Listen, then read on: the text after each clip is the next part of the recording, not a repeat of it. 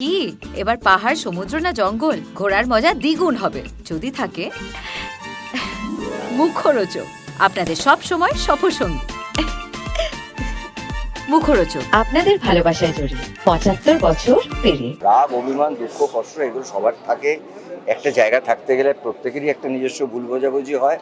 তবে হ্যাঁ, মানে মানুষকে এটাও বুঝতে হয় যে আমরা যারা পর্দাতে বা ক্যামেরার সামনে কাজ করি, তারাও কিন্তু এন্ড অফ দ্য ডে আমরা মানুষ। মানে ওইটা যে কোনো মানুষের যেরকম রাগ, অভিমান, দুঃখ, ভুল বোঝাবুঝি হয়, সেটা কিন্তু আমাদেরও হয়। মানে আমরা পর্দাতে থাকি, মানে আমরা এন্ড অফ দ্য ডে আমরা হিউম্যান বিং, তা তো নই।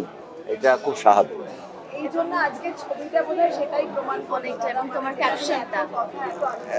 দেখো, আমি ছবিটা নিয়ে কোনো আলোচনা করতে চাই না। দেখো, আমার বাড়িতে যেই আসবে, আবার ছোটরা আসুক, বড়রা আসুক, বা আমিও অনেকের কাছে যাই।